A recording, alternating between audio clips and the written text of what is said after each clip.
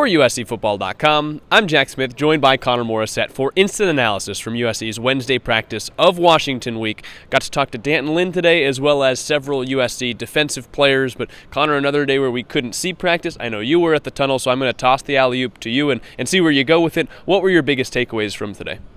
Similar to yesterday, we reported that all the injured defensive backs, so Jacoby Covington, Greedy Vance, Kamari Ramsey, and Jalen Smith, they were all out yesterday, and they all came out today, but Lincoln Riley said yesterday that he couldn't for sure say either way if those guys were going to play or not.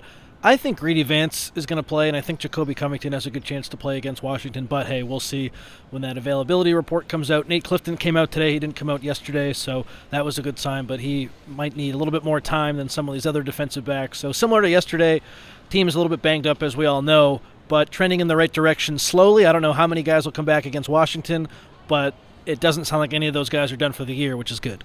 It would be a homecoming for Jacoby Covington. He transferred to USC from Washington, so I'm sure it's a game he'd really like to play in. I'm not sure if he was able to play against them last year. I'd have to go back and look to see whether his injuries last year that kind of popped up would have come in that week. But USC returning to Washington for the first time in a really long time, and when we got to practice, one of the things we noticed is they were just bumping the crowd noise for a really long time, and it seemed like louder than normal. We were told practice would probably end around 4:40 around there. We got in around 5:20, so they got a lot of extra work, and the crowd noise was blaring the whole time. So it seemed like extra work, Connor, to prepare for maybe one of the most hostile environments USC will play in this season.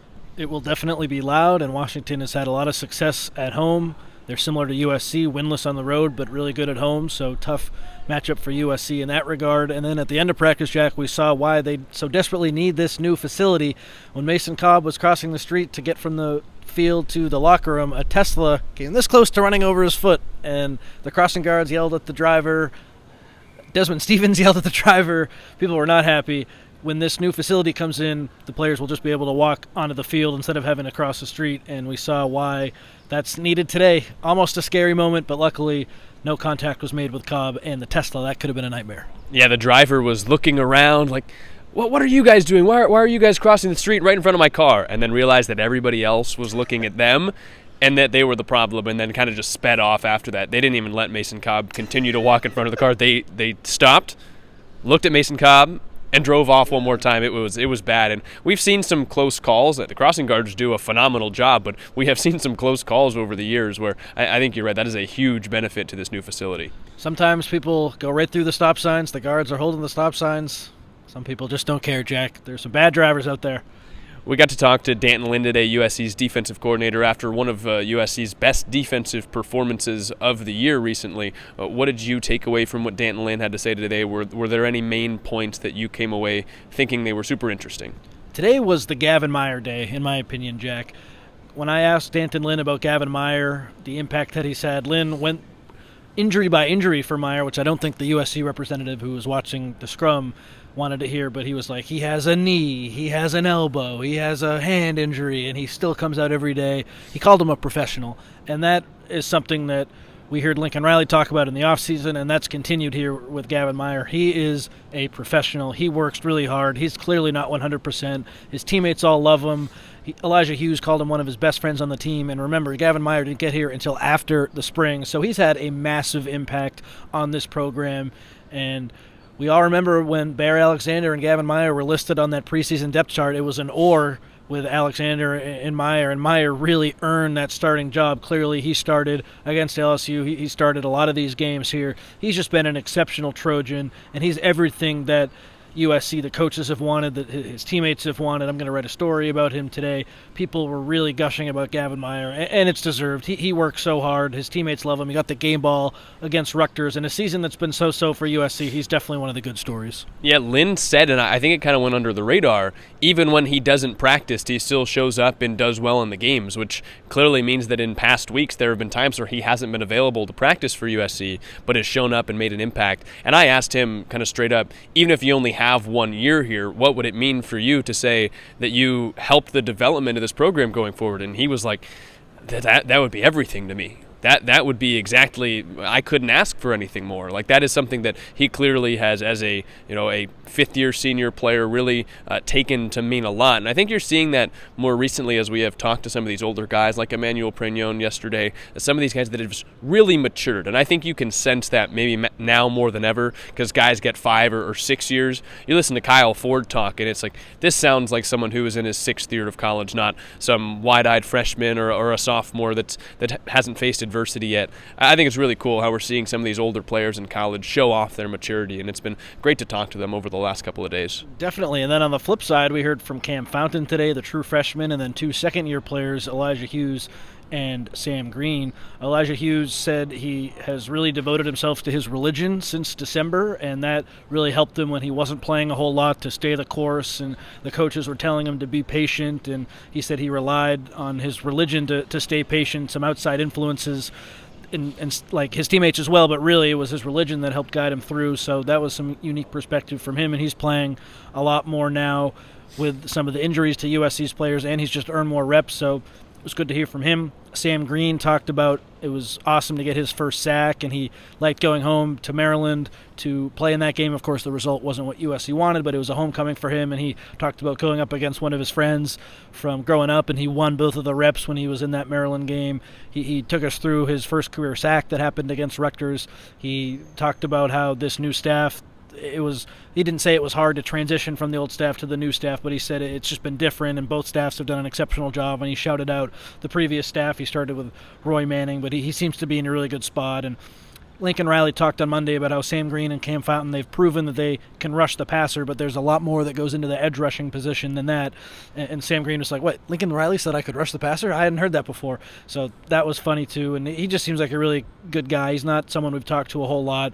Definitely I'm rooting for him going forward. Good head on his shoulders, and I'm really happy to see his success after getting that first sack. Yeah, Kam Fountain was asked about his first sack and what he remembers, and he just stood there, he smiled for a little bit, and then he's like, I don't know, it kind of just happened. I don't really remember much. It seemed like he kind of blacked out during his first sack this past weekend, but he mentioned the work that he still needs to do. He wasn't one to look at the past couple of weeks and view them as a celebratory thing that, hey, I can shut it down now, I've got my first sack. He's really focused on working for these next 4 games in USC season as well as the future. The interesting thing is I think the next time he plays, he'll burn his red shirt, but it seemed like, based on the fact that we got to talk to him today and the way he was talking about the rest of his season, it's pretty unlikely that we'll see him take a red shirt this year. I agree. It seems like he's in D'Anton Lynn's plans, and we can go back to Lynn for a second. He was asked about Fountain and Greene and what they need to do to play more, and he just talked about how you can show it in practice, but then there's nothing like game reps, and they'll just keep getting better as they get more reps. So both of those guys look to be in the plans moving forward for this defensive staff. Lynn talked about how if they finish on a winning streak, it can really help with recruiting because winning cures all, and isn't that true? Boy, would a winning streak here to end the season do a lot to help Lincoln Riley, do a lot to help recruiting, hopefully, and just do a lot to help the state of this program. So that was a unique response from Lynn, I thought, as well. And he seems to be in a good place, Jack. I think he's making the most out of what he has at his disposal, and I'm looking forward to next season if USC is able to bring in the recruiting class they have now is talented, but bring in some more talented guys from the transfer portal, and Lynn just has more talent to work with Eric Gentry and Anthony Lucas getting healthy.